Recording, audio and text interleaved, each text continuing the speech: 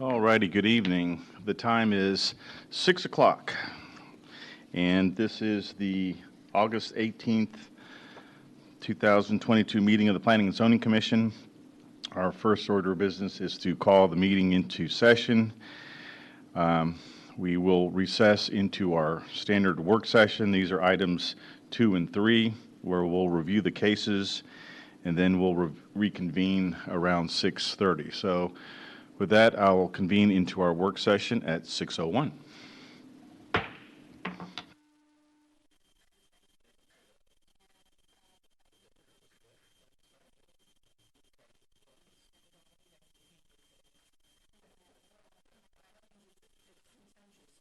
It's not contentious, there's just, several items on the agenda. They made me swear earlier to be quite succinct and direct. I was like, wow, that's a big challenge. All right, so we'll kind of make this a working work session. Yes, sir. All right, so item 2 on the agenda is the roll call for the work session. Chair of the commission, Edmund Haas. I'll call the roll, please. Vice Chair Portman, I think Glenn's going to be out tonight. He's absent.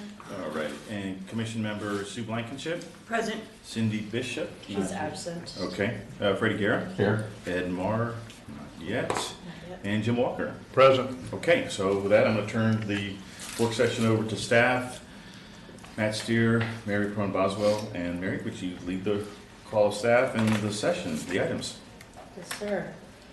So we'll just do a roll call of who's here on our side on the table. We're taking sides? It's on the staff side. Matt Steer, we have Mike Garza, Assistant Director of Public Works, Cole Baker, EIT, Graduate Engineer, Ms. Kami McGee, our Secretary, and then we have our AV Technician, Julian, who's recording everything. So we do have several items on the agenda this evening. I'll let Matt go do his case first, since he's up first. All right. So my two cases are fairly simple. Ray Larson and Virginia Larson, they own property on Bethel Road. That's when you're traveling north on Park Road and you hit Bethel, it's off to your right. So it's right near that area. They purchased the property to the west that was a residence, and now they want to demolish that and build in its place a 4,000 square foot garage structure for his antique cars. So if you look at the floor plan, it shows eight cars in there, and then he's got a little kitchenette and a washroom in there. I'm sure when he's washing the cars and showing them off to his friends, he wants to entertain. So that's the whole premise behind this. In addition, they're modifying the front fence on the western property to match the eastern fence. They're filling in the gaps where it's wrought iron right now, filling those in with stone. And so it'll look like one contiguous fence or screening wall along the front.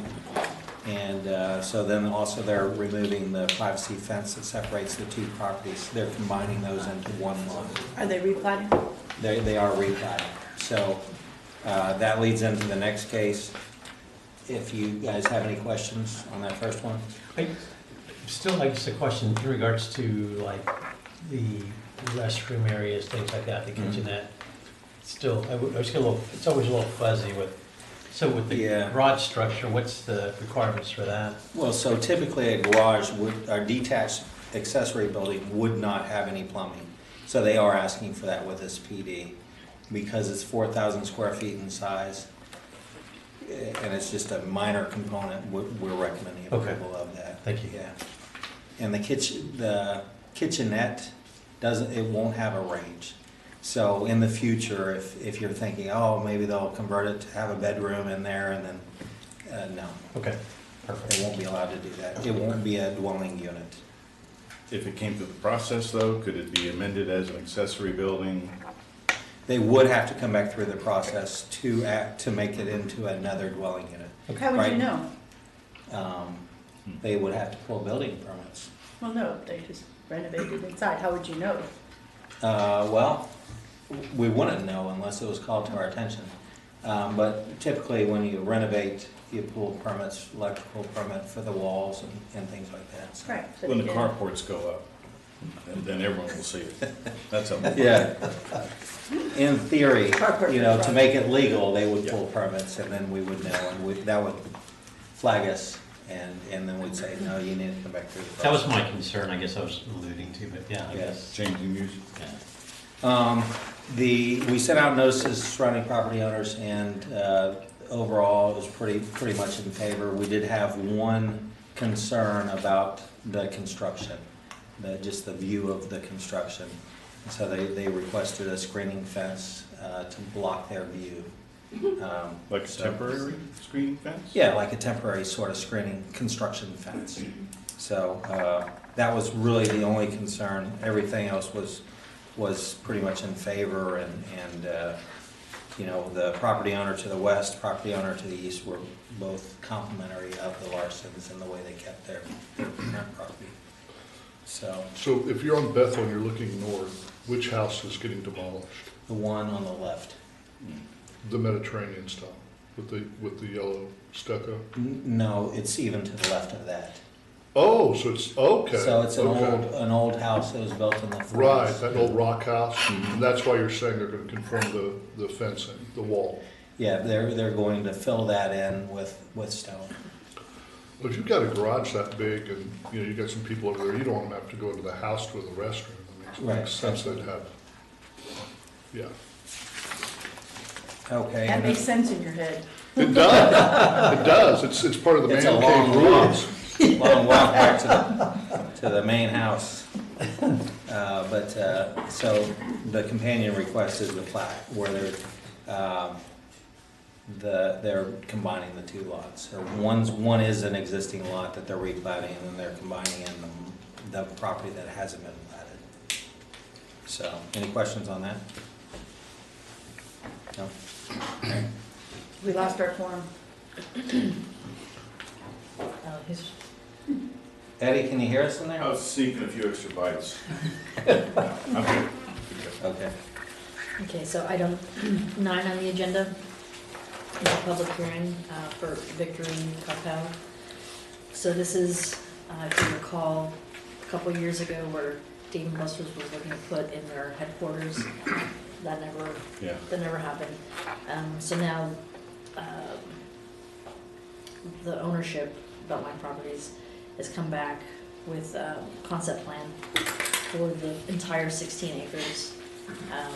So they're looking to do a combination of 10 lots. It's gonna be a combination of retail, restaurant, medical office building, a daycare, some QSRs, quick serve restaurants, a banquet hall. I think I hit everything. So this is a concept plan. Essentially, they're looking to, they'll do a concept plan first and then come back in with detailed site plans for each one as they develop. So essentially, this is for us to make sure that, A, where all the drives coming and going, where the utilities coming and going, make sure everything kind of works and there's a master plan for the area. So, in speaking with the applicants, they're looking to construct the first 2 buildings, the retail A and B, which are on the either side of the main entrance off Beltline. And then as the other tenants and stuff come in, they'll come in with the other ones as well. So there's 2 main drives off Dividend, 3 off of Beltline, 1 off Hackberry. And staff is working with them on a TIA. As with most of our larger developments, the material board, so they'll have like a palette of colors and materials that they can use. And it'll be intermingled, different style buildings, but that's the same type of materials that they'll use. So like when you look at Market Street and that development, same kind of concept. Same materials, set up differently, but Complementary. complementary, exactly.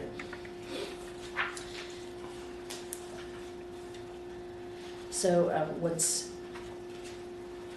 what we've kind of worked with them on, because we've been working with them the last few months to kind of go over their plans and refine them, is this is Freeway Special District. So the property along Beltline, as well as Dividend and Hackberry, they've made it, the landscaping is extra deep, so it's anywhere from 30 to 60 feet deep on those sides. In addition to that, we talked to them and kind of talked about concerns that we looked at previously, is to have, you know, some kind of pedestrian access. So there's a linear park that they've placed inside, kind of in the middle of the development, that'll have, you know, 5-foot walkway, benches, some arbors, hopefully some art pieces in there, and that'll continue all the way north-south through the development and down to Hackberry, so people at the hotel, whenever that gets built, we'll also have a pedestrian way to At get least they have To started. get all the way up to the racetrack? Sure, a long time ago. Yeah, it's going. So this is the same site that had at one time multifamily or the Yeah. townhomes or whatever. So this has Mixed been, use. this has been part of several other conceptual Noted. layouts. But I think this one will stick, I think. Part of their focal point is that linear park that they're providing with the art pieces. And they're looking at putting, when you come in off of Beltline, some lighted columns as well to feature it. How come you're only putting in 2 and not carrying it all the way over to the other side? What do you mean two? Well, there's only 2, I mean, it's not balanced, it just bothered me, but obviously it's their call, but if you look at the layout on that lighting, Uh-huh. look at the rendering, can't find it now. Hang on. I'm sorry, Mary, I'm just sticking things up, I promised you I wouldn't do this. Oh, you're fine. The one that's got the drawing It's of the before park, that. well, it It was is, bef- it may not be the way I stapled it. Here we go. Okay. So, on the north side, Mhm. yeah, so like on this rendering here, when you pull in, on the right they have the 2 columns, but they don't have it here for when you're pulling out. So that's all dividend? Yeah, yes, I believe so. I was just curious if there was some reason. You'd only have it when you were turning into the property as opposed to when you're coming out. Are you talking about the lighted columns? Mm-hmm. And the different colored brick. Why it didn't extend all the way across, and then why they didn't have the 3rd light. I was just curious. So my understanding was that the lights were gonna be more up in this south Beltline entrance. Well, they have those, yeah, they Yeah. have those 4 coming in, but then they have them on the ends too. I was just, anyways, it's probably a dumb Yeah. question. No, I don't think we've worked out all of those technicalities yet. They will be required to have stamped pavers if it's part All of the the way drive across. If it's part of the drive approach. Yeah, They will. part of the drive approach. Is that what Okay. you're talking about? So, on the concept plan, how bound are they if this is approved? I mean, what are the parameters within which they're bound by our approval of a concept plan? So, you know, we're looking at materials, Okay, obviously, they're gonna have to come back in with a detailed site plan for each site, and so that'll get more refined as to okay, what they'll have to provide. But if okay. there's something specific that you wanna ask them, you can definitely ask them. No, I was just kind of curious, but you're right, you did put in your report that they'd come back for the site plan, the detailed site plan Yeah. on each of the structures. But for sure, ask them that question. They may have, like I said, this has changed several times, so I know the lighted plan needs to be modified somewhat because they're showing the building in the wrong place at the end. So we're gonna have to get that tweaked before we go to council anyway. And then like on a concept plan, are they bound by the number of QSRs that they're going to have with the drive-throughs? I think you can make that stipulation. They're showing, I think, 2 right now, QSRs, and then there's a bunch of other that are just like restaurant, Right, retail. right. But specifically QSRs, there's 2, I believe.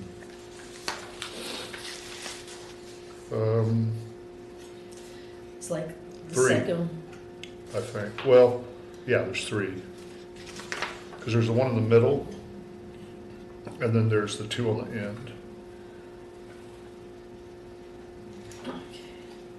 so this is the sign plan. I wouldn't look at the sign plan, I would look at the site plan.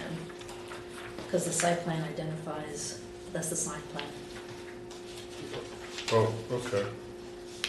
Because the site plan identifies only 2.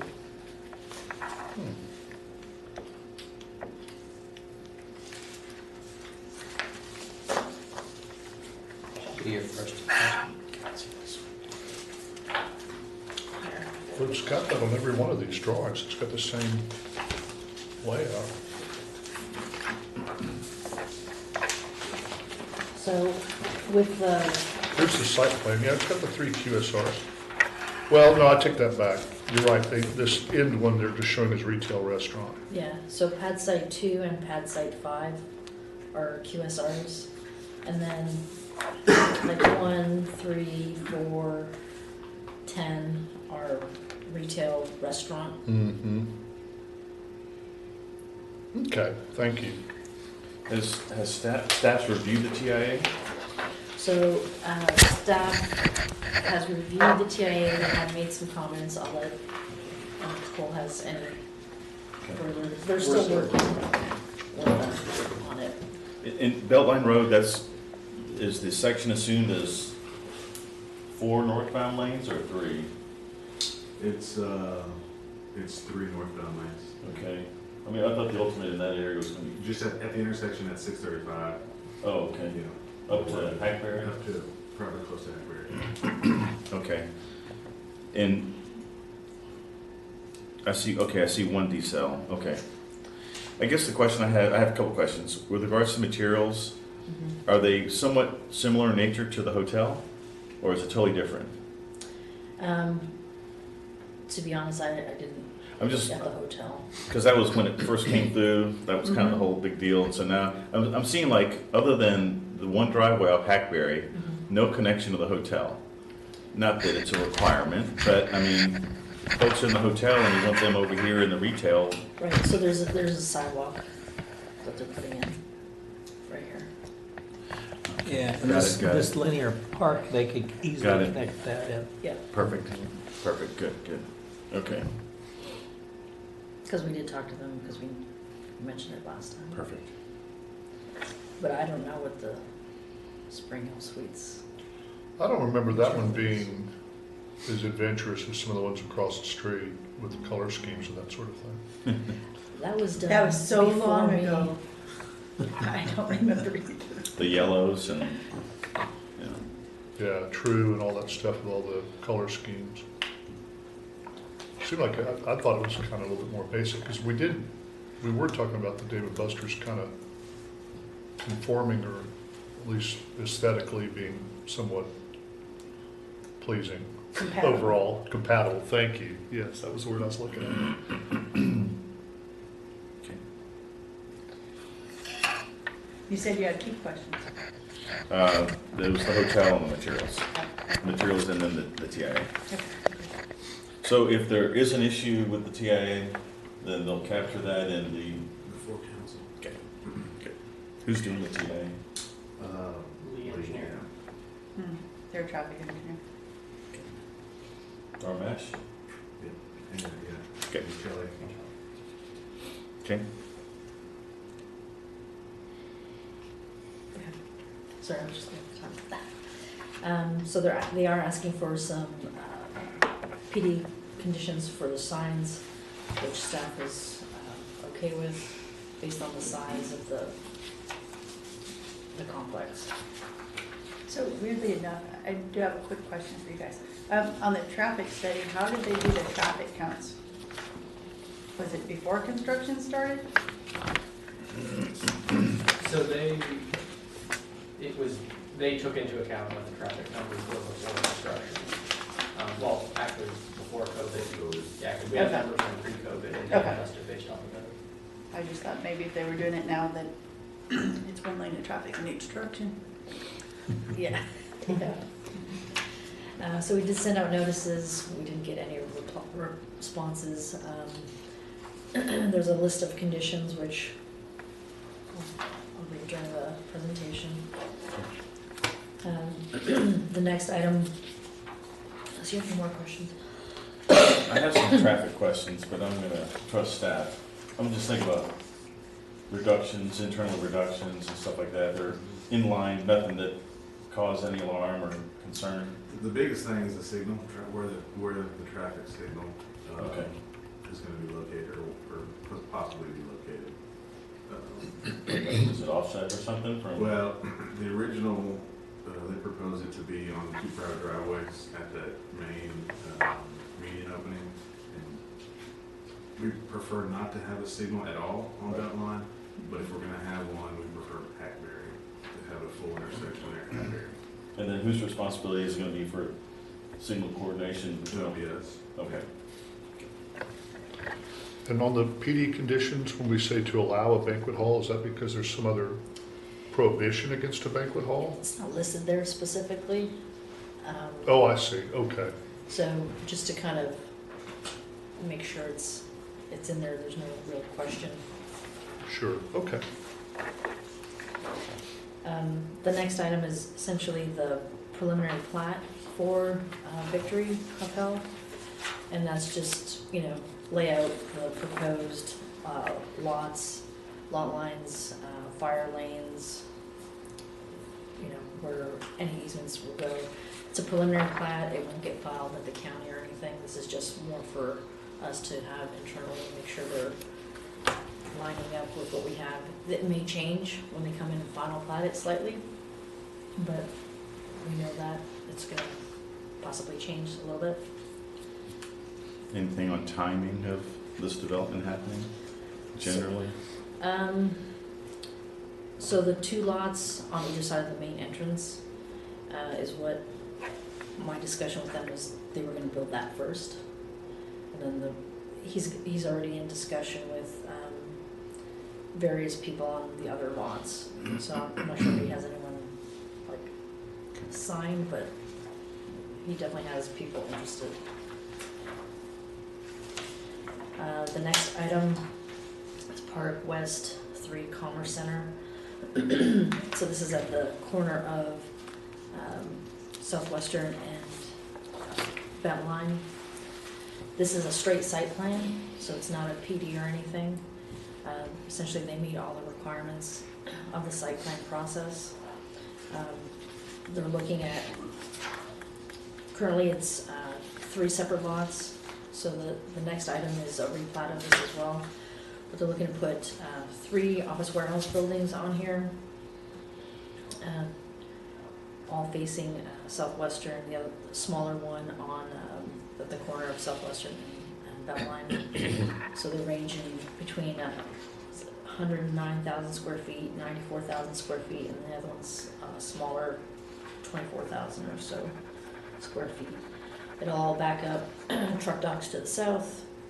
DART is currently building their line back there, so they've Is that on this property or is that adjacent to the property? so they've acquired part of their property. So this is taking into account the part that they have not acquired. So it's going in and replatting that portion. Is there a traffic analysis for this one? No. Why did we feel we didn't need one for this one, but we got one for the other one? I'll defer to engineering for that. This one is the generation of what the trip generation that they plan on, we anticipate having, didn't see the need for TIA for off Southwestern. Because the majority, my understanding,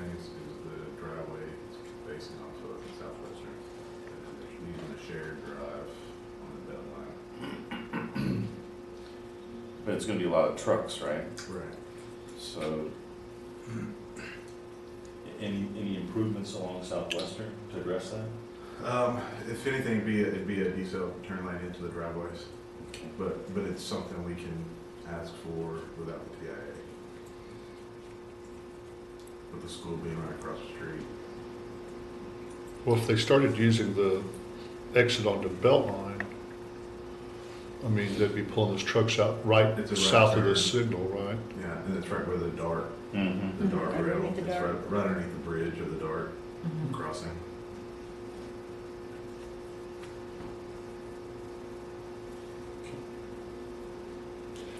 So with this project, in terms of landscaping, they're saving a lot of trees on the western portion of the site. They realigned the driveway on the west to save a historic pecan trees, like 44 and a half inches. They've added like about 200 trees, they've upsized the trees, so there's a good tree along the perimeter that's gonna block the truck docks. And it's gonna be pretty much as your standard tilt wall buildings for the office warehouse buildings. It's about 42 to 47 feet in height with decorative reveals. And the third one is gonna be shorter at 31 to 37 feet with decorative reveals. And so they'll have to comply with, attached signage, and when they come in for building plans, we'll get the signage and lighting in that. Are there any connections to the airline, the little into I guess the drive that goes over to No. airline? They're not gonna use, I see that, at one time there was kind of a little stub out, kinda, like a Mhm. placeholder for that. Didn't know if they're gonna try to So- leverage that.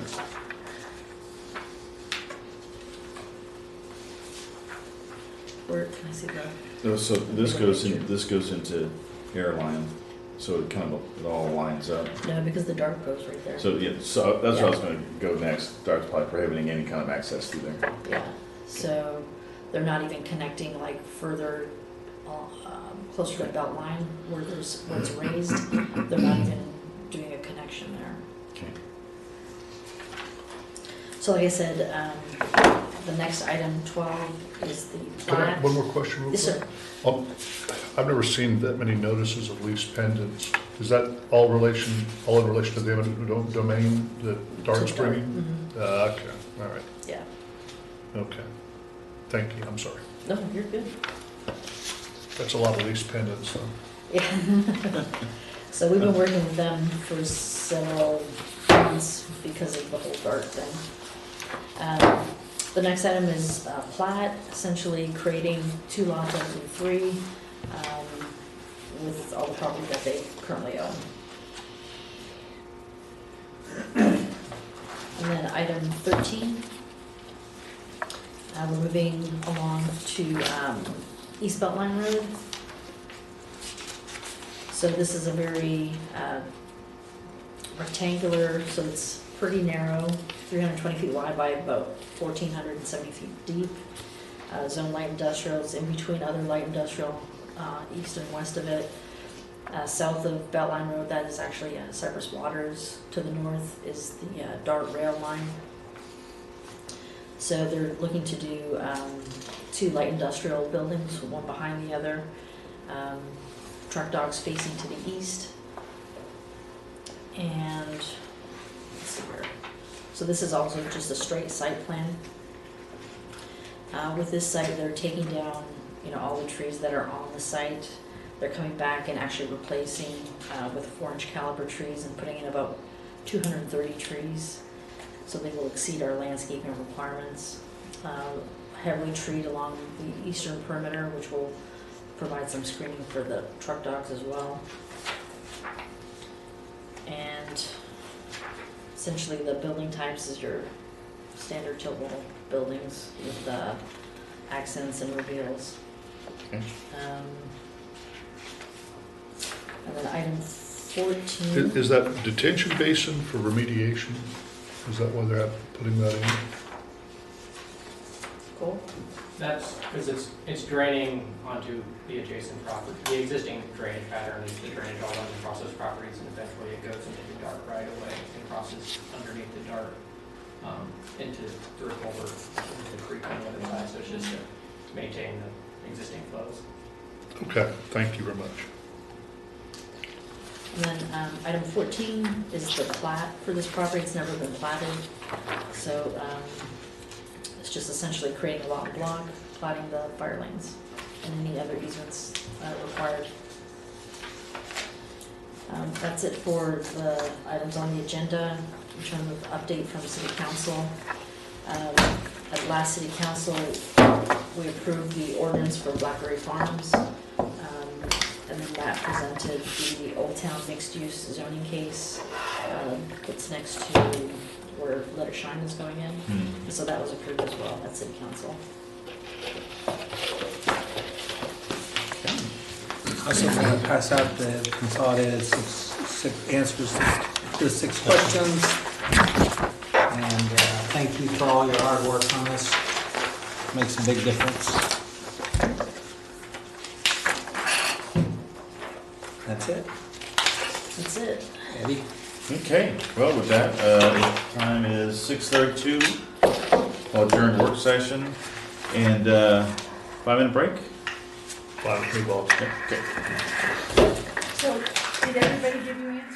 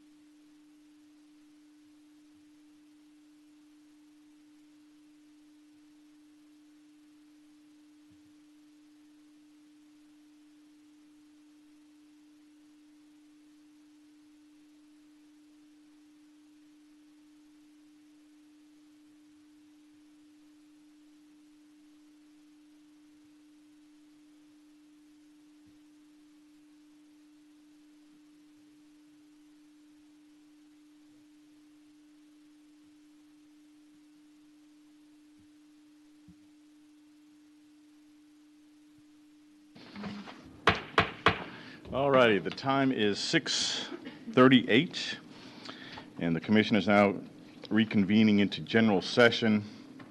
First order of business is citizens' appearance. Cammie, is anybody signed up for? Okay, we'll move on to item 6, approval of the July 21st meeting, the meeting minutes. Are there any comments by the commission, or is there a motion by the commission?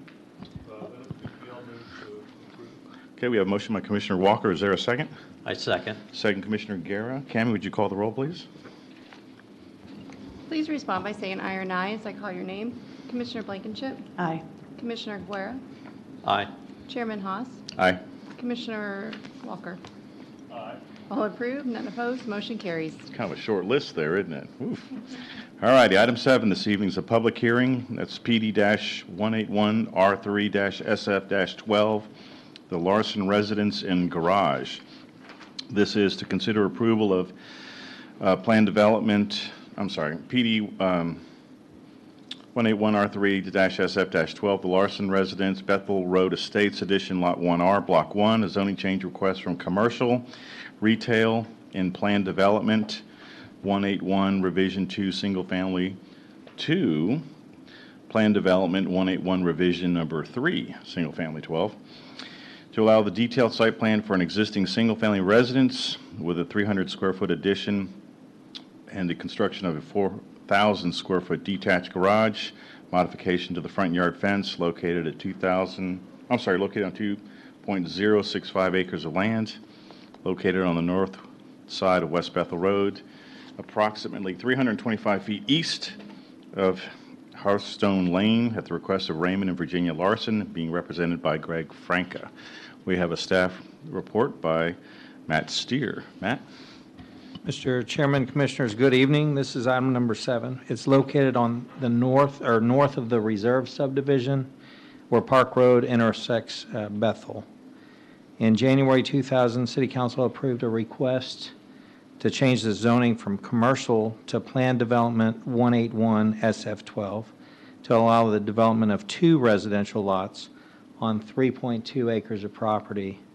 The easternmost half of the subject property was part of that zoning change request that contains the current Larson residence.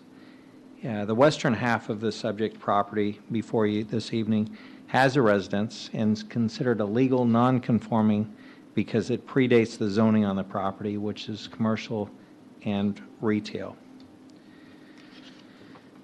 The Larsons built their current residence in 2004 on the eastern portion of the subject property, Lot 1, Bethel Road Estates.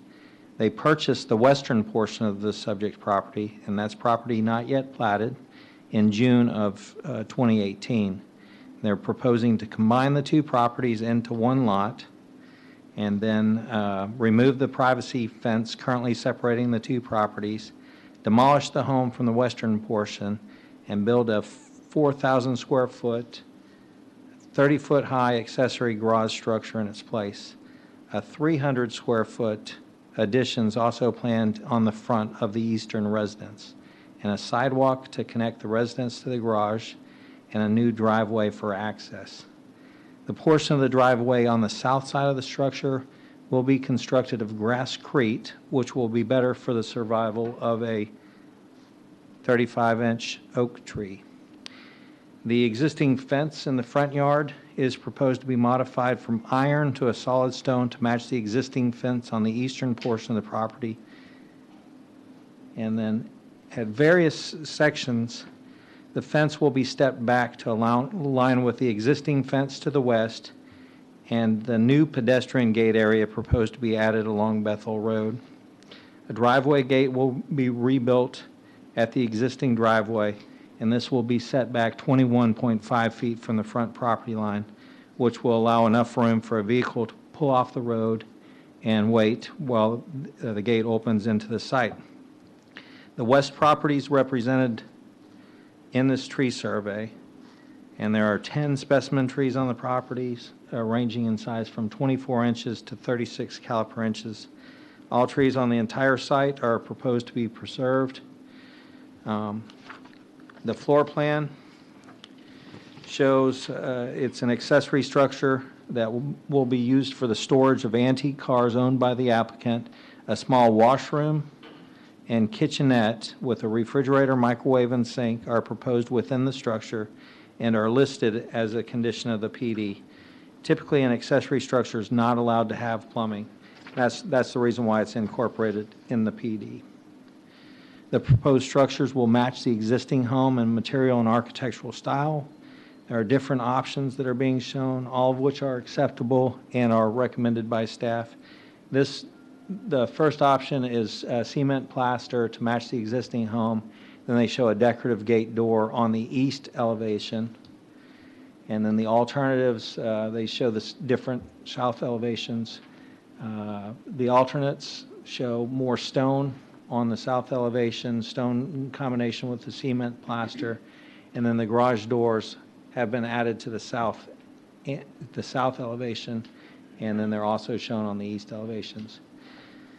We did send out 18 notices within 200 feet. We received 3 responses in favor, all complimentary of the Larsons' current residence and plans. We received 1, it didn't state whether it was in favor or opposition, but it had concern related to the construction, citing there's white bulk debris bags sitting at the back of the property for an extended period of time.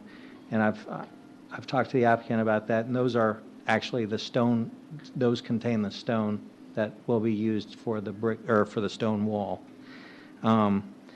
But they were asking for a temporary screening fence to be sure that no debris ends up in the creek and minimizes the impacts on her property's view while the project's under construction. So that was one that, could have gone either way. But we sent out 105 courtesy notices and received 2 calls asking about the sign on the property.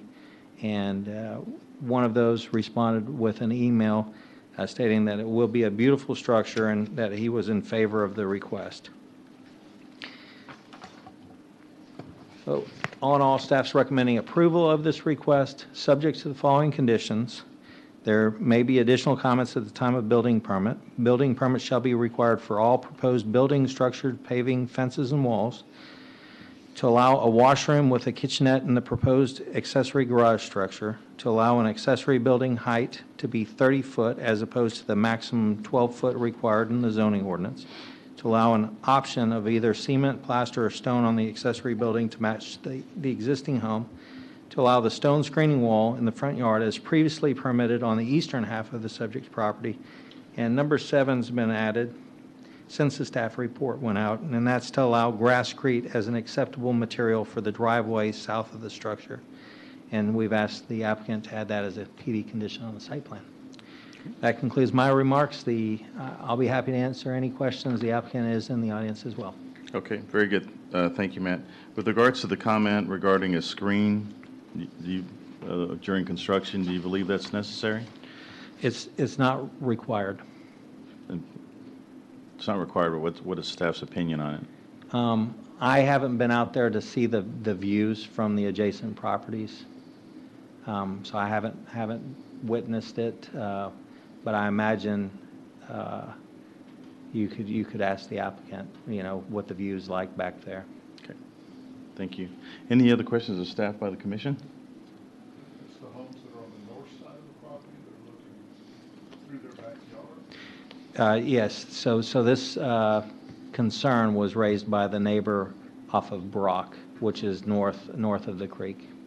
But it's more of it's preventing materials getting into the creek, the construction screen. That silt was screen. one of the reasons for the screen, but it was also to block the view. But those silt screens aren't, but It wasn't necessarily a silt screen, so it was a fence with a screening mesh to visually block the view. okay. But yeah, a silt screen would block the debris from entering. Okay. So, Okay, very good. Is there a presentation by the applicant? I see Mr. Franca there in the audience. If I can get your name and address for the record, please. Good evening. Greg Franke, GPF Architects, 549 East Sandy Lake Road, Coppell, representing the applicant, and we agree with all 7 comments. And I'd like to have the owner address the screening fence issue. Mr. and Mrs. Larson. Okay, very good. You came all the way down here. Why not come on up and talk? Well, If we could get your name and address for the record. Virginia Larson, 260 West Bethel, Coppell. Took a little too long, 260. Well, I've been talking to people all day about 264 and 260. Yeah. Sorry. And the person that I don't know if I'm supposed to know this, but I know who's made the comment about the fence. They live on the far end of our property. They shouldn't even be able to see. Pull up the site plan graphic that shows the different lots. And again, this isn't like an alley separating. This Right, is it's a- long, wide yeah. creek, They're on the heavily wooded. They're on the far east side. Okay. 325. We actually own property across the creek. My thought is they couldn't see our property and anything going on there unless they were on my property looking down. They also have some things that they do that I'm not happy about having to see, but I don't want to get into that. That's a different issue. Should we make that part of the condition here? No, I'm Well, teasing. No. I think skinny dipping in your backyard and walking around naked is not loud, but That's beside the land use. Yeah. Let's stick to the issue. I Okay. apologize for that question. beyond your purview. Retract my question. But I think we've done everything we can to protect the trees. There were railroad ties everywhere. We've taken all of those out and replaced them with stone retaining walls. We've taken a cyclone fence or a chain link fence down. I don't know. I've been there a long time, so I don't know how many of y'all have seen that. But we've done everything we can to try to clear out the floodplain and keep water flowing. So yeah, debris in the creek is definitely an issue that we're probably more likely to experience a problem because the city, when we built our home, there's a sewer line that crosses from Laura Burnett's property onto our property, and they built pylons that created little dams. So we're constantly trying to keep everything out of the creek and blocking that off because it's eroding beyond. But, yeah, I try to be a good neighbor, so. Thank you much. Any questions of the applicant by the commission? Okay. Thank you. Thank you. This is a public hearing. Is there anybody who'd like to speak for or against the proposed application? I see. Ma'am, would you like to come up, please?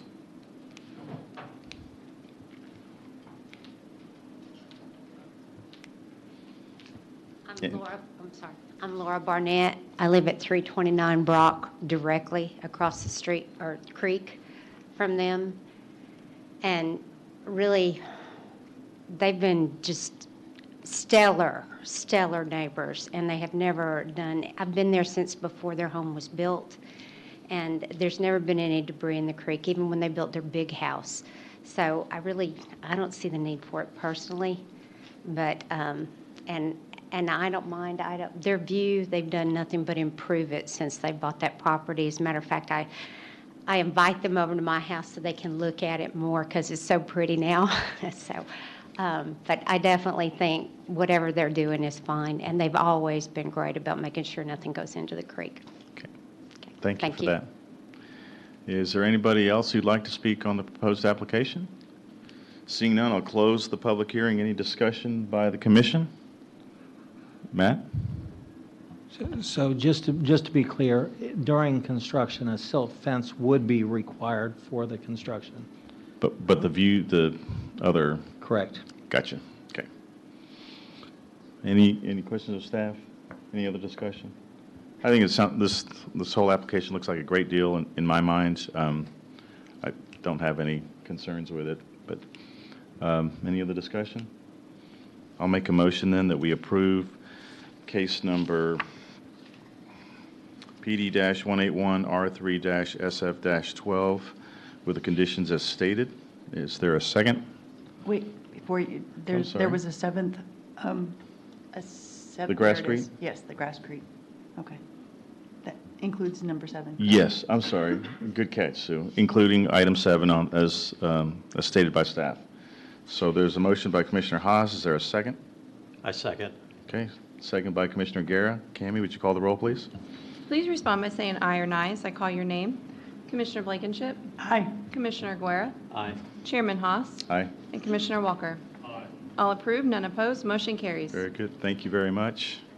Item 8 this evening is a public hearing of residential replat Bethel Road Estates Edition.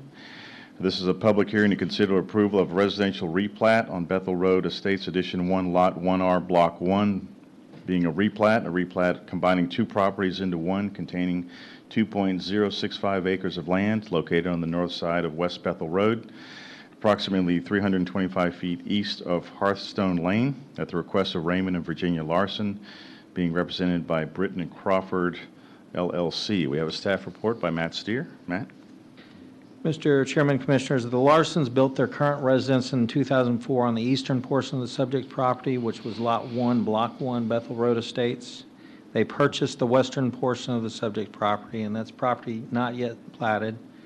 It's labeled as Tract 1 and Tract 2. And this is the replat combining the two properties into one lot. And because it is a residential replat, we did send out notices to the current property owners on Lot 1 and Lot 2, and we received no response either in favor or opposition. Staff's recommending approval with no outstanding conditions. Very good. Thank you, Matt. Any questions of staff? Okay. Would the applicant like to add anything to the presentation as is? Seeing none? Okay. You're in agreement with the conditions? Okay. Very good. This is a public hearing. Anyone who'd like to speak for or against the proposed application? Seeing none, I will close the public hearing. Any final discussion or a motion? Make a motion for the approval of a residential replat, Bethel Road Estates Edition, Lot 1R, Block 1, replat. Okay. Motion by Commissioner Guerra. Is there a second? Second. Second, Commissioner Blankenship. Cammie, would you call the roll, please? Please respond by saying aye or nay as I call your name. Commissioner Blankenship, Aye. Commissioner Guerra, Aye. Chairman Haas, Aye. and Commissioner Walker. Aye. All approved, none opposed, motion carries. Okay, very good. Thank you very much. Best of luck there. Item 9 this evening is a public hearing. This is PD-301R2-HC, the Victory Shops Coppell.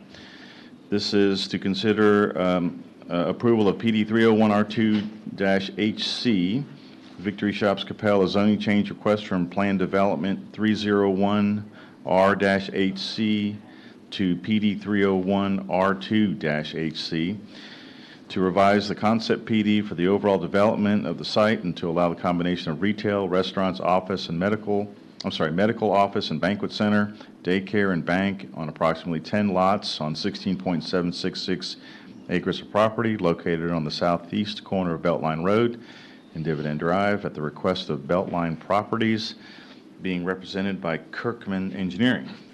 We have a staff presentation by Mary Prone Boswell. Mary? Good evening, Chairman, Commissioners. This is item 9, a public hearing.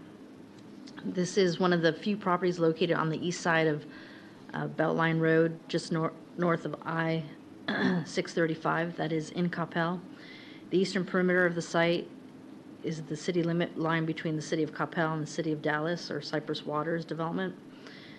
To the west, we have Caliber Home Loan Office Building and the new Point West Development.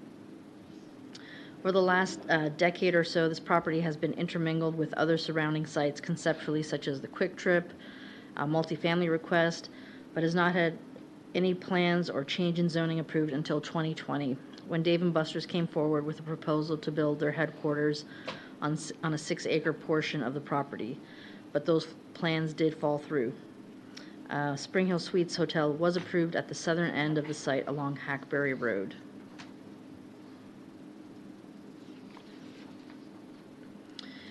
So just when you're looking at this diagram, the north is to the left, just because it's the way it's oriented.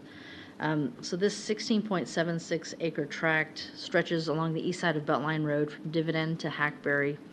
Proposed concept identifies 10 lots ranging in size with a variety of retail, restaurant, a medical office building fronting on South Beltline Road. There's a combination of quick-serve restaurants with drive-thrus and sit-down restaurants with outdoor patios. All the pad sites along Beltline Road with restaurants are proposing a drive-through component. The 3 lots at the rear of the property are proposed to contain larger buildings ranging from 1 to 3 stories in height. These pad sites will also have a combination of retail and restaurant. One of the pad sites at the back of the property is proposed to be 3 stories tall and have an office component, as well as a proposed daycare facility. The daycare will have an outdoor shaded children's play area proposed at the rear of the building. A variance is being requested for the daycare facility to not require a circular drive drop-off area. Parents will be required to park and walk their children into the building. A similar request was granted for a daycare on MacArthur and 121. The final lot is proposed to have a 2-story building that is proposed to have retail, restaurant, outdoor dining, in addition to a banquet facility on the 2nd floor. So another PD condition is that the development, all the future lots require a detailed site plan.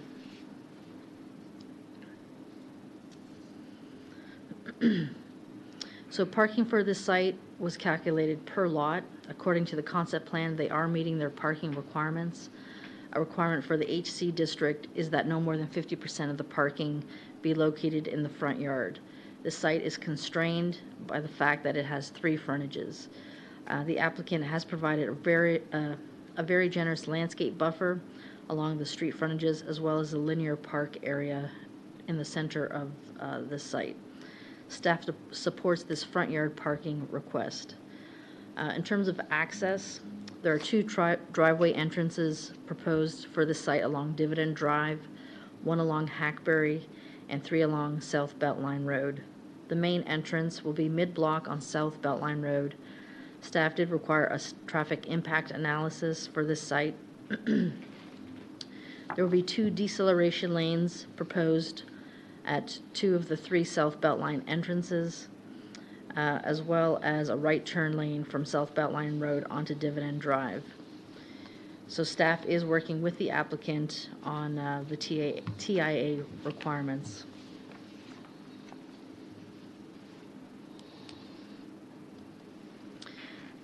So the site will contain 10 lots that share common design elements and materials. The material board identifies the color palette to be used on the buildings within this development. There are 3 different bricks to be utilized. One is gray, while the other 2 are more beige in color. In addition to the brick, the facades will be a combination of stucco, architectural panels, metal coping, awnings, as well as glazing. Because there are a variety of materials and colors, each building will share a common theme. Staff would expect that the restaurants follow these colors and materials as well.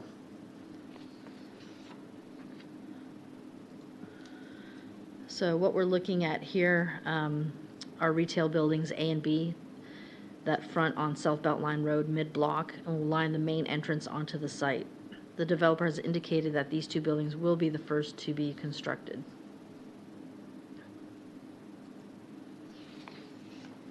The building on the left, identified as Building C, is to be located at the rear of the site on pad site 6 and will be 1 story. The building on the right, identified as Building F, will be located on fronting on South Beltline Road at the corner of Beltline and Hackberry.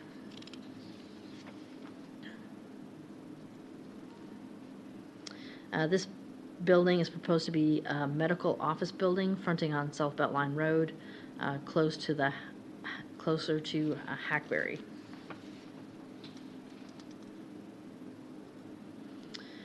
This building is proposed to be in the middle.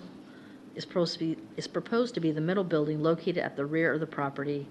It will be a 3-story building with retail, restaurant, and outdoor dining, in addition to an 11,200 square foot daycare and office component.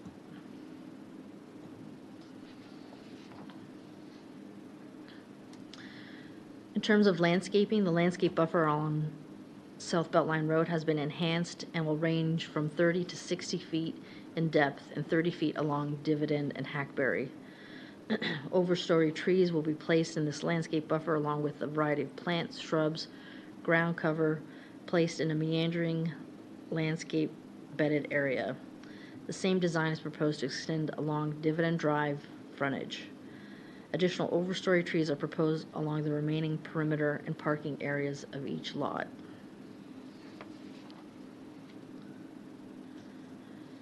And so dividing the front half from the back half of the site will be an enhanced linear park area. This area will be amenitized with a 5-foot sidewalk, benches, and arbors situated along the path. Grasses, trees, shrubs, and seasonal color will line the path. The path extends to the Spring Hill Suites on Hackberry. Staff has also discussed the possibility of placing art sculptures in this area as well. So this will act as a focal point for this development.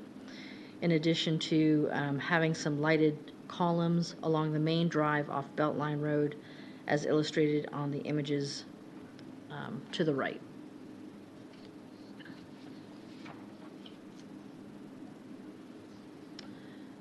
One of the PD conditions will require that the details of the focal point area require staff approval and shall be in place prior to the CO of the buildings at the rear of the property. This site exceeds the amount of landscaping required by ordinance.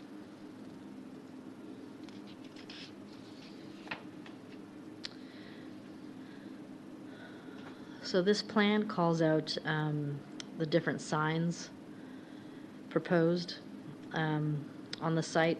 So there's a variety of signage, including 2 individual monument signs with a brick base, 4 feet in height, 40 square feet in size, 1 multi-tenant monument sign with a brick base, 4 feet in height, 40 square feet in size, 2 multi-tenant monument signs, 6 feet in height, 60 square feet in size, and 3 multi-tenant monument signs, 10 feet in height and 63 square feet in size.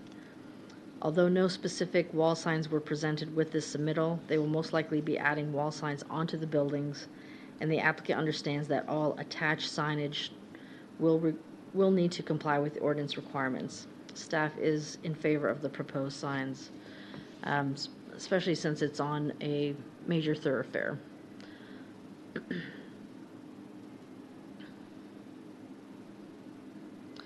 So I just wanted to outline that the different types of signs, I just kind of put them in where they're proposed to be located.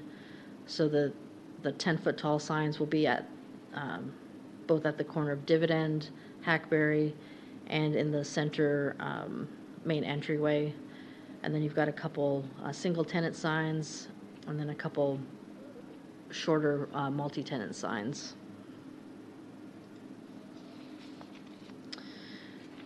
So to give you an illustration of what the multi-tenant signs will look like, so there'll be 3 multi-tenant signs 10 feet in height, so that's illustrated by A. As I mentioned, those will be at the corners of Dividend, Hackberry, and then the center main entry. 2 individual monument signs with a brick base illustrated by item B. Item C is 1 multi-tenant monument sign with a brick base, 4 feet in height, 40 square feet in size. And then item D is 2 multi-tenant monument signs, 6 feet in height, 60 square feet in size.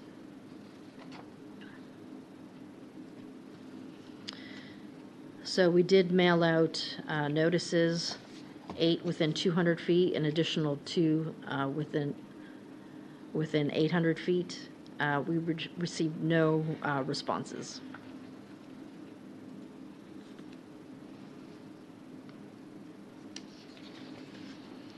So staff is recommending approval of this request subject to the following conditions. 1, that there may be additional comments during the detailed engineering review. 2, that a final plat will be required. 3, a right turn lane be constructed on South Beltline Road with this project. 4, the PD conditions that A, all signage, then that should be all attached signage, shall comply with city regulations. B, plans for the linear park shall require staff approval.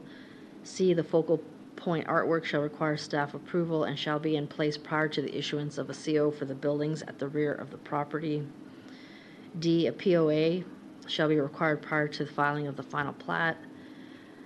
E, a detailed site plan shall be required for the development of any of the lots. F, a tree survey and tree mitigation, if any, shall be required at the time of detailed plan development. G, that the daycare shall be allowed and shall not require a circular drive. H, that parking shall be allowed in the front yard as shown. I, that restaurants with drive-through shall be allowed as shown on the concept plan.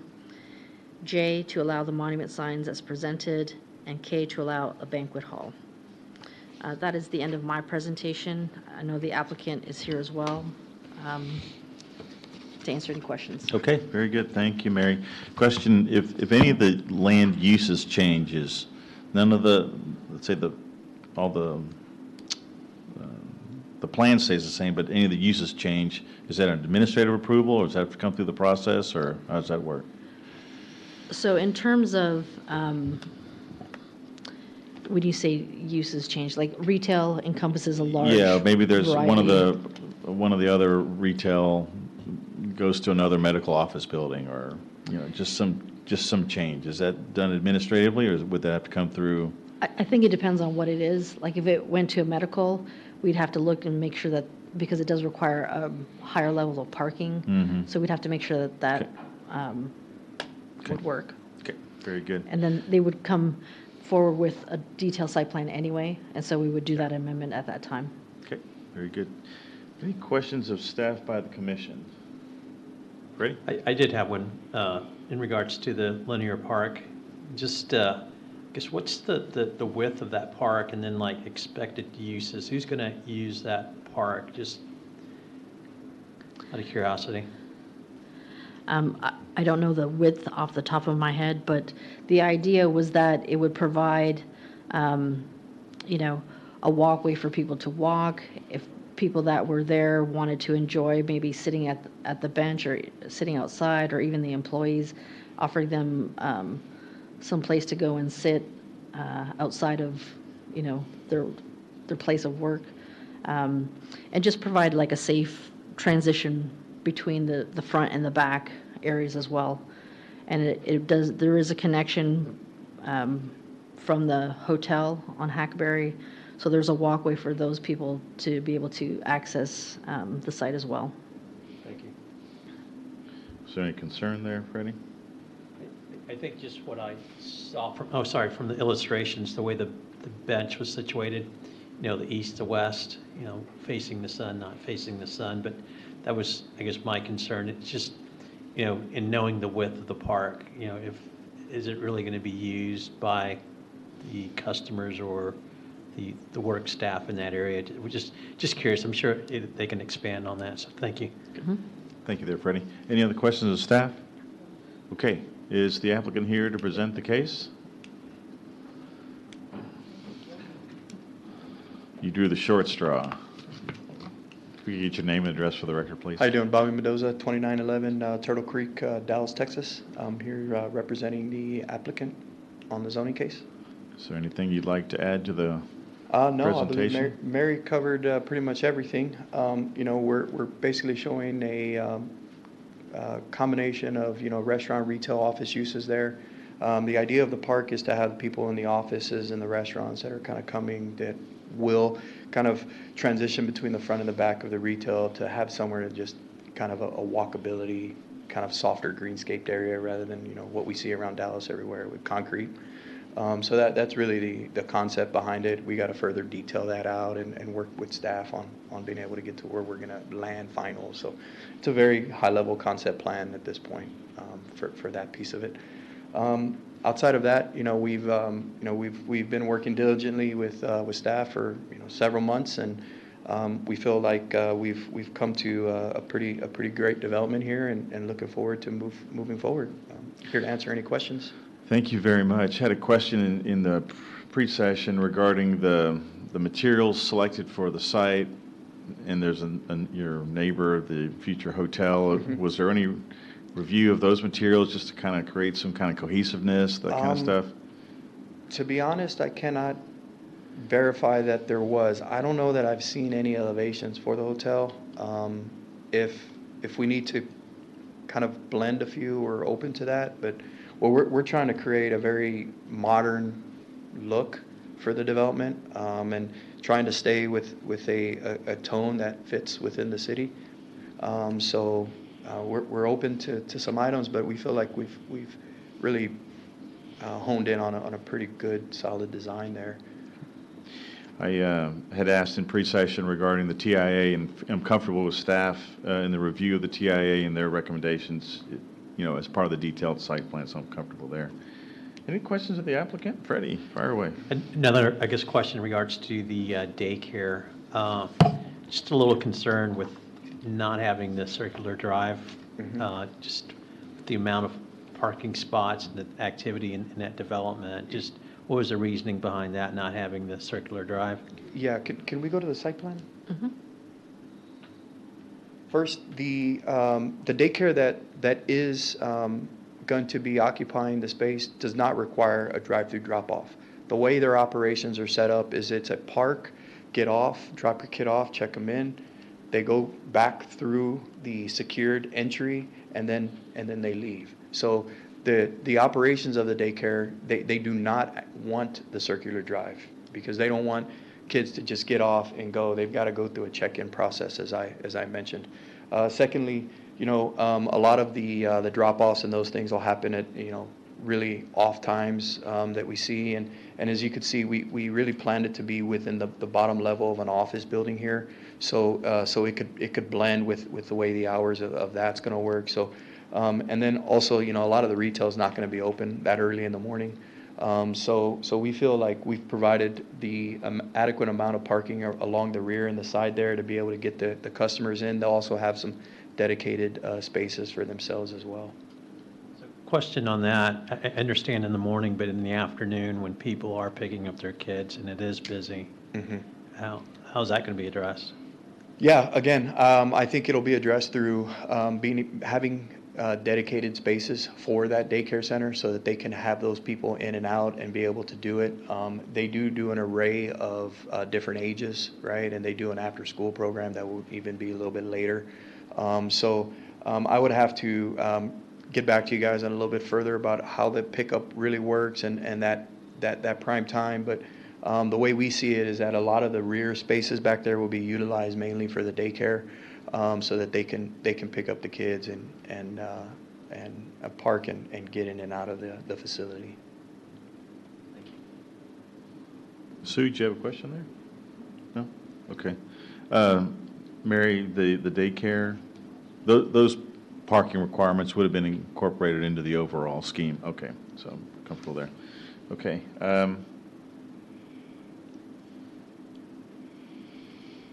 Any other questions of the applicant? I think you're off the hook so far. Yeah. Okay. Thank you very All right, much. thank you. Appreciate your time. This is a public hearing. Is there anybody who'd like to speak for or against the proposed application? Seeing none, I will close the public hearing. Discussion by the commission. Just kind of my comments here. I'm comfortable with the variance request on the parking. I see that the drive kind of in the back there. I guess I should have asked the applicant. Where will the daycare drop-off point be, or their door? Is it in the front, or is it around the back near the outdoor play area? Yeah, so their door is going to be, you see where these handicap spaces are? Yes. That's right around where their door is going to Okay. be located, Yeah. because there's a service elevator along the front over here that's going to service the top two floors. So they'll be over here in the middle, and then towards the back is where we'll have some dedicated spaces for them. Okay, thank you. Thank you for that. I feel comfortable with that kind of serving as a pseudo. The other thing is I think of remember the Coppell Child Development Center? It's kind of the same kind of setup there, and that worked well for us when our kids were that age. So I'm comfortable with that request there. Parking, I'm satisfied with the parking there, the child care. The traffic's going to be addressed with Mike Garza and his team reviewing that. I like the amenity. When I saw the image, it does look a little thin, but I like the fact that it's there, offering that opportunity for, walkability within the site, kind of at least creating an opportunity for a connection there, maybe potentially at the hotel. Thanks for opening the opportunity for blending with the hotel site. Mary, if you could just take that note down as the process continues there. So I'm comfortable with the application as it is. So those are my comments. Any questions or? The only thing I was wondering about on that deceleration lane coming north, So there's two of them there. there's two of them. So is that already factored into the construction plans of the people that are redoing the roads? Or are we going to hit them up with it now? I don't know how that's going to work. I think those are two different projects, but I don't know if it's going to bring Mike down if I got to make him work. He's looking a little comfortable back there. Thank you, Mike. So it all depends on the timing. We would like to incorporate whatever improvements are going to be associated with this project with our project so that we don't have to tear it up again. But it depends on timing and depending on how quickly they're willing to move forward. And if they do move forward, then hopefully we can incorporate it. Fortunately for us, that side is towards the end of the project. It'll be quick, but it's towards the end of the project, so we do have a little bit of time. If we're able to do that, we can work it out in some sort of developer's agreement. Okay, cool. Thanks, Mike. Thank you, Mike. Wait, before you go somewhere. You say it's near the end of the project. When is that end of the project? The contract is slated to be complete in June of '23, so next summer. We're about to switch traffic, hopefully by the end of September, over to the new pavement and then start on that side of the roadway, but we start on the north end, work our way south. So this is on the south half, so this will be towards the latter half of the project. Okay, thank you. Thanks, Mike. Any other comments regarding the application, or is there a motion by the commission? Chairman, I would move for approval of case number PD-301R2-HC, Victory at Coppell, subject to all staff identified conditions. Okay, thank you very much. We have a motion by Commissioner Walker. Is there a second? Second. Second, Commissioner Blankenship. Cammie, would you call the roll, please? Please respond by saying aye or nay as I call your name. Commissioner Blankenship? Aye. Sorry. Commissioner Guerra? Aye. Chairman Haas? Aye. And Commissioner Walker? Aye. All approved, none opposed, motion carries. Thank you very much. Thanks for the consideration on those things there. All right, item 10 this evening on the agenda is the public hearing regarding the preliminary plat. This is a preliminary plat to create 10 commercial lots and associated easements and fire lane configuration on 16.766 acres of property located on the southeast corner of Beltline Road and Dividend Drive at the request of Beltline Properties LLC, being represented by Kirkman Engineering. We have a staff presentation by Ms. Mary Perone Boswell. Mary? Thank you, Chairman Haas. This is a companion item to the previous case. The property has previously gone through zoning but was never formally platted. So this is a preliminary plat which acts as a concept plan for the overall layout of the subdivision, adequacy of public facilities needed to serve the proposed development in conformance with the subdivision ordinance. If the zoning is approved, the development plans and final plats for the lots can be reviewed and approved and filed at the county.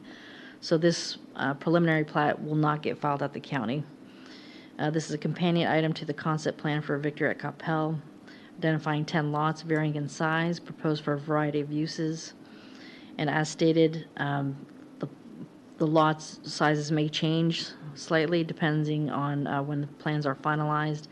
But the purpose of the plat is to create a master plan of sorts where utilities are to be located and works with the concept plan to conceptually identify uses and make sure there's adequate parking, landscaping, etc. So staff has worked with this applicant to refine the plans to this stage. As shown, each lot has street frontage, utilities can be provided to each lot, and staff has worked with the applicant to incorporate that into the plans. So staff is recommending approval of Victory of Coppell preliminary plat, lots 1 through 10, Block A, subject to the following conditions. That additional comments may be generated upon detailed engineering permit reviews and final plat submittal. Okay, That's it. thank you much, Mary. That also includes any outcomes regarding the TIA? Yes, sir. Okay, very good. Any questions of staff by the commission? And the final plat submittal would come back here? Yes. Thank you. Okay. Is there anything the applicant would like to add to the case? I see him saying no. That you're in agreement with the conditions as presented? Okay. This is a public, sorry. Yes, this is a public hearing. Is there anybody who'd like to speak for or against the proposed application? Seeing none, I'll close the public hearing. Any final discussion? Is there a motion? I'll make a motion for the approval of the Victory Shops at Coppell Edition, lots 1 through 10, Block A, preliminary plat, subject to the following conditions. Okay. We have a motion by Commissioner Guerra. Is there a second? Second. Second, Commissioner Blankenship. Cammy, would you call the roll, please? Please respond by saying aye or nay as I call your name. Commissioner Blankenship. Aye. Commissioner Guerra. Aye. Chairman Haas. Aye. And Commissioner Walker. Aye. All approved, none opposed, motion carries. Very good. Thank you very much. Best of luck there. All righty, item 11 on the agenda is Park West 3, lots 1 and 2, Block A site plan. This is to consider approval of the Park West 3, lots 1 and 2, Block A site plan approval. Site plan for 3 office/warehouse buildings, associated easements, fire lane configuration of 2 lots totaling 19.393 acres of property located on the southwest corner of Southwestern Boulevard and South Beltline Road at the request of MLRP Park West L and LLP, being represented by Halfin Associates. Mary Perone-Boswell with the staff report. Mary? Yes, sir. So this property has been zoned light industrial for approximately 30 years or more. In 1993, the property was replatted, creating 3 lots, but has never been developed.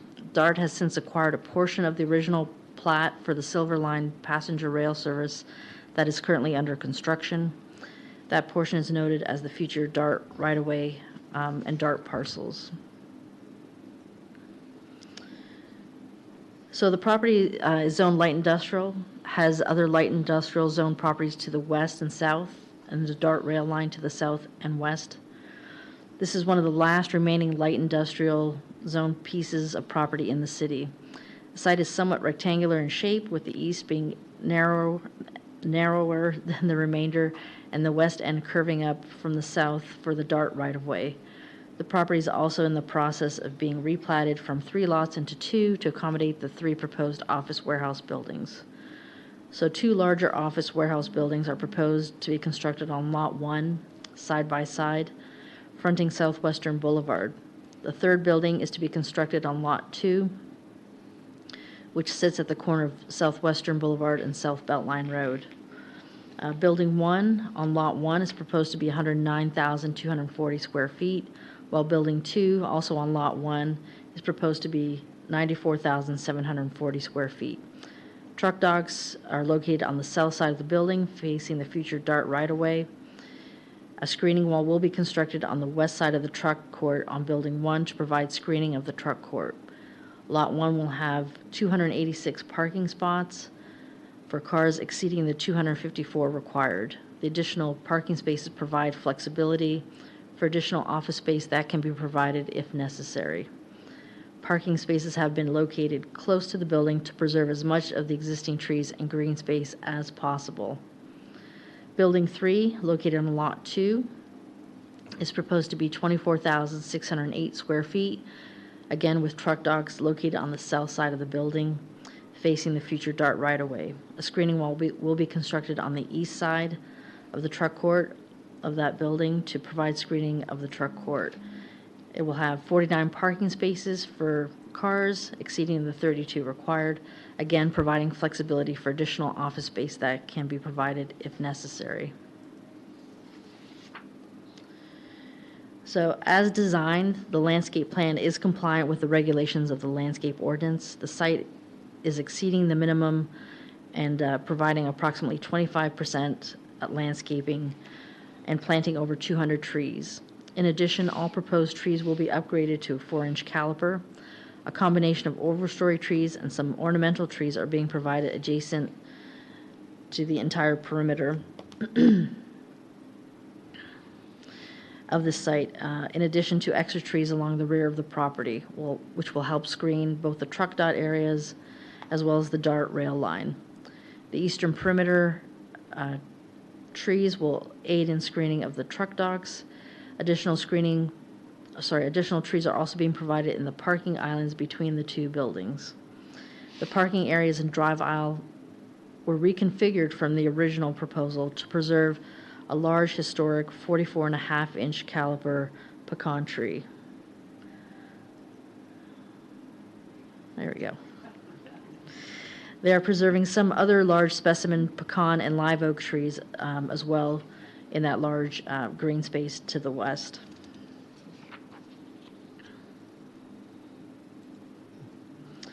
In terms of the buildings, elevations, buildings on Lot 1 are approximately 42 feet in height, with entryways framed in decorative reveals being 47 feet in height.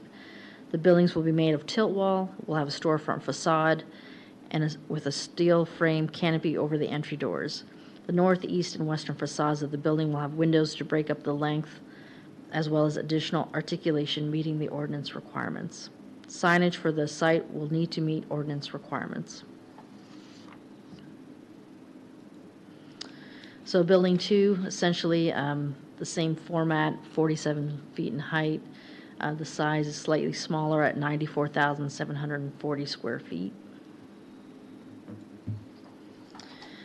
Now, Building 3, which is located on Lot 2, is approximately 31 feet in height, with entryways framed in a decorative reveals being 37 feet in height.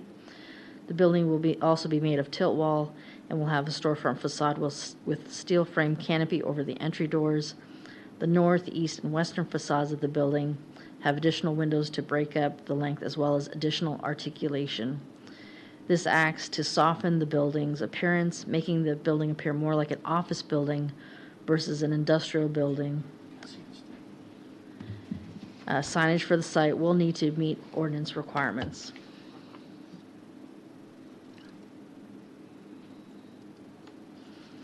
So staff is recommending approval of Park West 3 Commerce Center site plan, subject to the following conditions: that there may be additional comments at the time of detailed engineering review and building permit.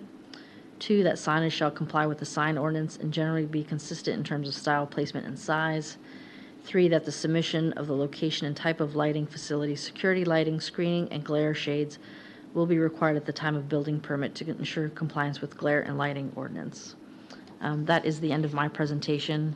As I mentioned, this is a site plan which is compliant with all the regulations. So this does not require a public hearing. Thank you, Mary. I don't have any questions of staff right now. I will have one or two more of Mike. I'd asked a question in pre-session about the traffic, but questions of staff by the commission? Freddie? Just, I guess, one quick question regarding the school across the street. Any concerns with that, or traffic-wise, or just when construction starts? Are there any other steps to help, like, mitigate any risk with kids going across the street to the site? I would expect that they would coordinate with engineering and facilitating that so that there's the minimal interruption and provide safety, as we don't want anyone getting hurt, obviously.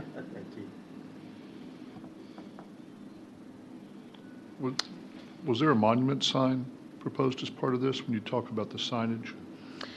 There wasn't a sign package provided, but so anything that they do want to do will have to comply with the ordinance requirements. So they could have a monument sign. Right. Okay. Thank you.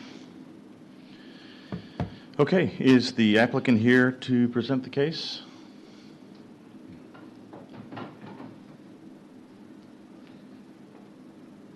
Yeah, Tim Geisler with ML Realty Partners, 1 Pierce Place, Itasca, Illinois.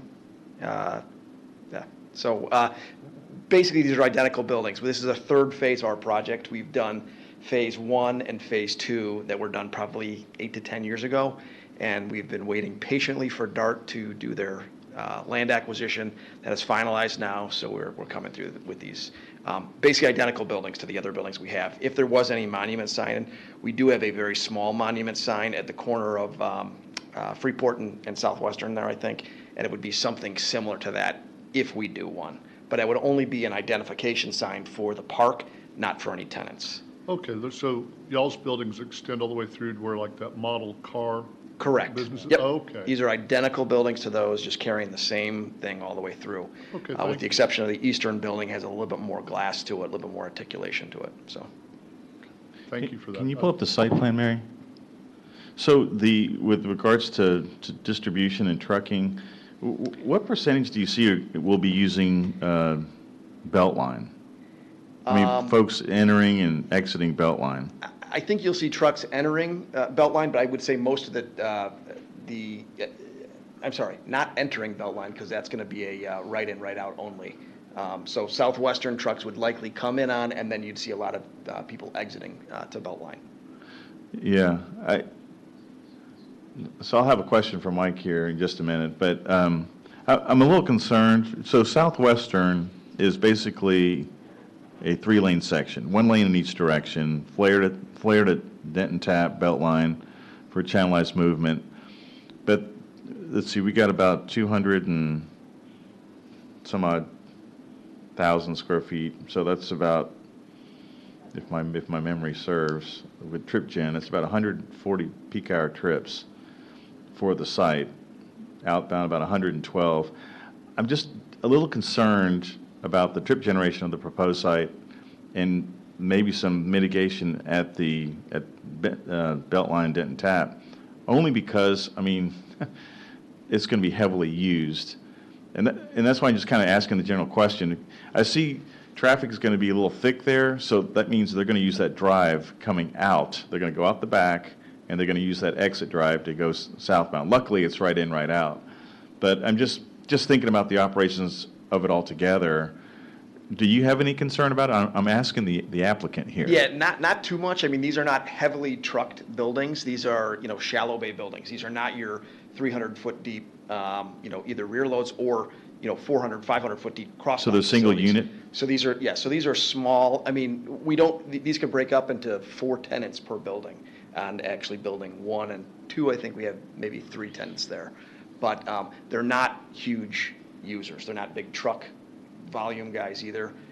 Again, there's 8 buildings out there right now. There's not a lot of heavy truck use for any of those tenants. We anticipate similar tenants, not a heavy truck demand there. And obviously, you're hoping for 100% occupancy, but sure, yeah. In your other sites with truck movements and things, how does that operate? Yeah, we have not had any issues. Really? Yeah. So, Okay. Yeah. Okay. Thank you for that. Any other questions of the applicant? Okay, thank you. Yeah. All right, Mike, come on down. So I had asked in the pre-session about if there was a traffic impact assessment. I guess the determination was that there wasn't the need for one. Correct. That y'all would look at that, kind of look on a case-by-case basis. So based off their existing facilities to the west, their trip generation, seeing that they're essentially identical buildings and uses that they have to the west, the trip generation is not, they don't cause, during the peak hours, there's not a whole lot of trips coming in and out of those facilities to the west. Granted, those facilities to the west use Freeport and Southwestern, so as they exit off of Southwestern, most of them head west to Freeport, south of 635. And this location here, they would either do the same, head over to Freeport to jump on 635, or exit to go southbound on Beltline. That is the truck route. So with the existing uses, we felt that this location didn't need a TIA. Okay. Just my concerns are, and I think the trip gen's 0.69 per thousand in the peak hour. That's about 140 trips, and maybe it's close to there, but when you factor in outbound, inbound, it's a little over 100. I'm just worried about truck operations, the close proximity of the drive on the southbound Beltline road, that doesn't look like we're asking for a right turn bay or a decel there. Correct. Because it's close proximity to the intersection. Correct. I'm just worried that there'll be a residual effect back into Backing that up to the intersection. intersection. Yeah. The majority of truck trips don't come from northbound. They come from southbound, headed Okay, north. so they'll make the left turn and so then- most of okay. them come up Freeport from 635. Okay. Or up Beltline. And you're comfortable with how you're potentially forecasting things to operate here? Correct, Okay. yes. If you're comfortable, I'm comfortable Okay. then. Thank you there. Thank you. Any questions of Mike while he's here? Okay, thank you. Thank you. This is a public hearing. Is there anybody who would like to speak for, or no, this is not a public hearing. I'm sorry, my bad. This is site plan. Okay, any other questions of the applicant? Any questions of staff? Any final discussion? And a motion, or a motion? I'll move that we approve Park West 3, lots 1 and 2, Block A site plan, subject to the staff conditions as proposed. We have a motion by Commissioner Walker. Is there a second? I second. Commissioner Guerra, second the motion. Cammie, would you call the roll, please? Please respond by saying aye or nay as I call your name. Commissioner Blankenship. Aye. Commissioner Guerra. Aye. Chairman Haas. Aye. And Commissioner Walker. Aye. All approved, none opposed, motion carries. Okay, thank you very much. Item 12 this evening is a public hearing for the Park West 3, lots 1 and 2, Block A replat. This is to consider approval of the Park West 3, lots 1 and 2, Block A replat to create 2 office/warehouse buildings, associated easements, and fire lane configuration on 19.393 acres of property located on the southwest corner of Southwestern Boulevard and South Beltline Road at the request of MLRP Park West Land Limited, being represented by Half Associates. We have the staff presentation by Ms. Mary Brown Boswell. Mary? So this is a simple replat request. It's a companion item, as you mentioned, to the case we just heard. Essentially, we'll be taking the existing 3 lots and creating 2 lots for the 3 office warehouse buildings. Fire lanes identified in red, so that'll be platted, and any other necessary easements will also be dedicated by this plat.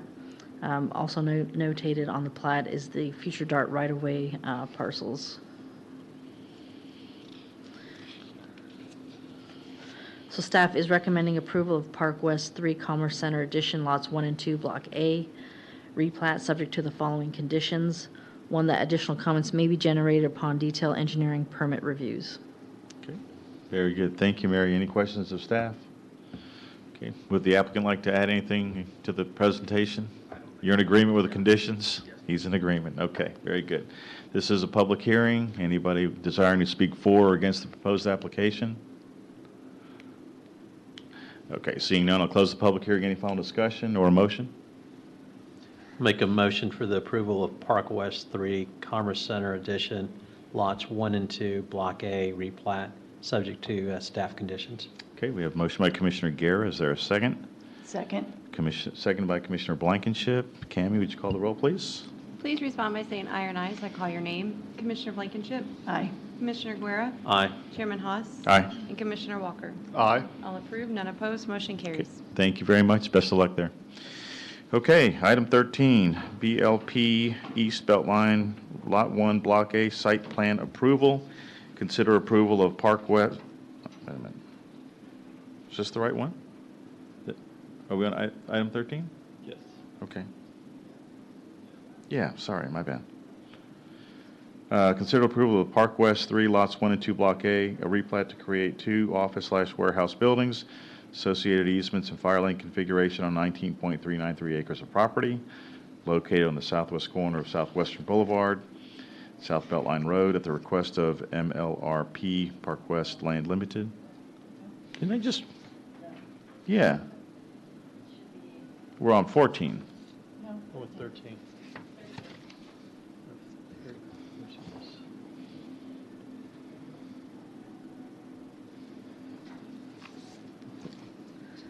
Okay, let's try that again. Let me reboot here. He's just making sure we're all awake still. I don't know. Script. As someone lowers her head, ducking fire. Okay, this is to consider approval of BLP East Beltline Lot 1 Block A site plan approval. This is a site plan for 2 office/warehouse buildings and associated easements and fire lane configuration on 10.519 acres of property located on the north side of East Beltline Road, approximately 1,500 feet east of South Denton Tap Road, at the request of Bridge Investment Group, being represented by Langen. The staff presentation by Ms. Mary Promo Boswell. Mary. All right, so item 13 is also a site plan. This is a rectangular shaped lot, roughly 320 by 1,470 feet deep. Zone light industrial with other light industrial zone properties to the east and west, and the DART rail line to the north. So we have two office warehouse buildings that are proposed to be constructed on the site, one behind the other, with the entrance off of East Beltline Road.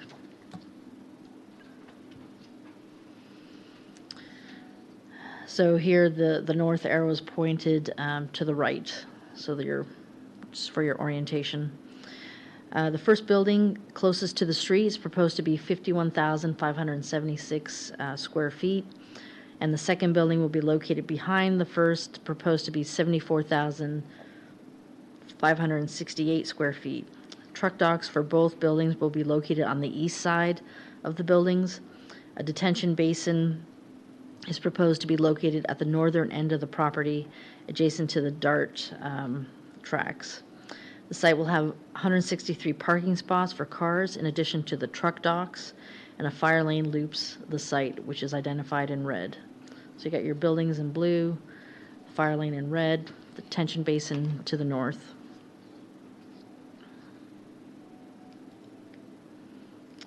So all of the existing trees are proposed to be removed and mitigated with new plantings. As designed, the landscape plan is compliant with the regulations of the landscape ordinance. The site is exceeding the minimum and is providing approximately 29% of the site and landscape areas with 230 trees. In addition, all proposed trees will be upgraded to 4-inch caliper. Overstory trees are being provided along the entire perimeter of the site, in addition to adding extra trees along the rear of the property. The eastern perimeter trees will aid in screening the truck docks. The perimeter trees will screen not only the DART line from the site, but also the residential located north of the DART line. Additional trees are also being provided in the parking island between the two buildings. So here's a proposed rendering of the building. In reviewing the photometric study submitted, it appears that the ordinance provisions will be achieved along the northern property line. All lighting will need to be shielded and downward facing and will be reviewed at the time of building permit. Signage for the site will need to meet ordinance requirements. So building 1 is 51,576 square feet. Buildings are approximately 32 feet in height, with a parapet bringing it to 37 feet. The buildings will be made of tilt wall and will have a storefront facade with an awning separating the top and bottom windows. A small section of the front entry will have an accent wall with a light wood trim. The eastern and western facades of the building have windows to break up the length, as well as additional articulation meeting ordinance requirements. Building number 2 is essentially the same, just larger in size, being 74,568 square feet. So staff is recommending approval of BLP East Beltline Road Development Site Plan, subject to the following conditions. 1, there may be additional comments at the time of detailed engineering review and building permit. 2, that signage shall comply with the sign ordinance and be generally consistent in terms of style, placement, and size. 3, that the submission of the location and type of lighting, facilities, security lighting, screening, and glare shades will be required at the time of building permit and ensure compliance with glare and lighting ordinance. That is the end of my presentation, and as I mentioned, this is a straight site plan, so no public hearing is required. Didn't say that on my script here. I'm teasing. Okay, thank you, Mary. Any questions of staff by the commission? Okay. Oh, Jimmy. Oh, just one thing I just noticed. So when we talk about the DART right-of-way on the north side, but the DART rail's going in well south of that by Sanders Loop, right? Yes. At some point, there's a split of the line. So there's a part that still continues, which is the freight line, and then there's a part that cuts down into close to Sanders Loop, and that's where the the passenger rail line will go. So it'll cut down into Cypress Waters and then cut through Park West that we just looked at, and then hook back up. That's why the lot curved upwards. Right. And it'll curve back up into the existing DART line. Then there'll be 2 tracks Right, so at Again? at a juncture, it's one line, and then it splits, so there's two lines, and then it goes back up Okay, thank again you. around Mango Court area. Okay, So thank you. that, the north line or the existing line will still be an active line? Mhm. Okay. Okay, any other questions of staff? Okay. Seeing none. Would the applicant like to add anything to the case? Okay. Nothing to add there. Any discussion by the commission? Okay. Is there a motion by the commission? Guess I'll make a motion for the approval of BLP East Beltline Lot 1, Block A, site plan approval. Okay, we have a motion by Commissioner Guerra. Is there a second? Second. Second, Commissioner Blankenship. Cammie, would you call the roll, please? Please respond by saying aye or nay as I call your name. Commissioner Blankenship. Aye. Commissioner Guerra. Aye. Chairman Haas. Aye. Commissioner Walker. Aye. All approved, none opposed, motion carries.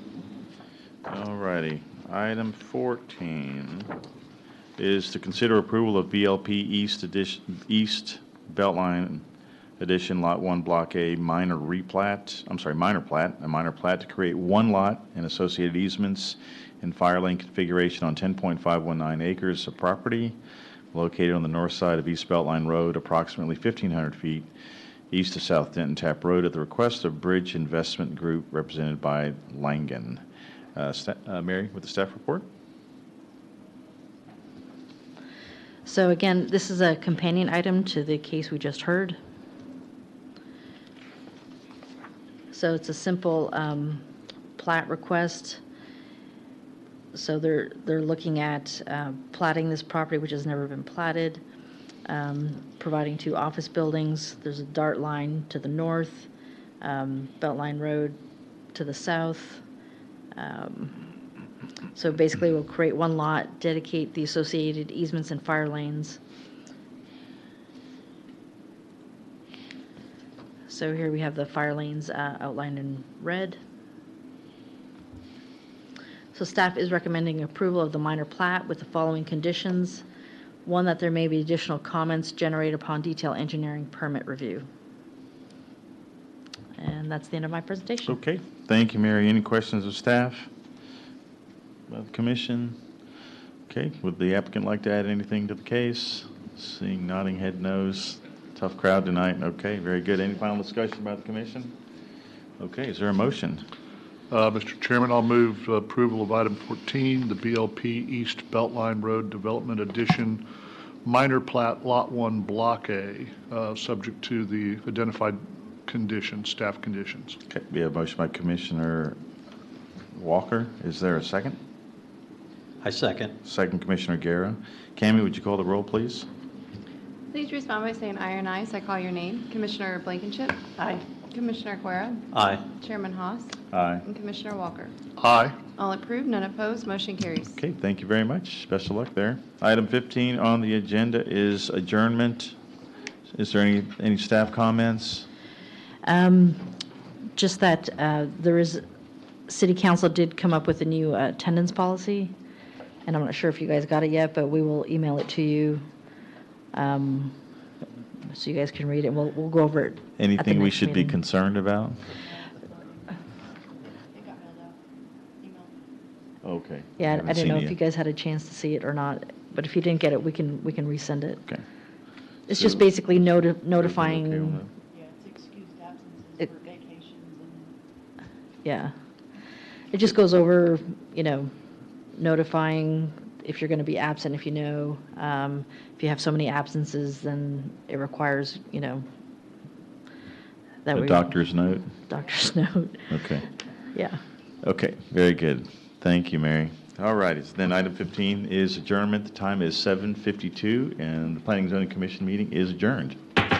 All right.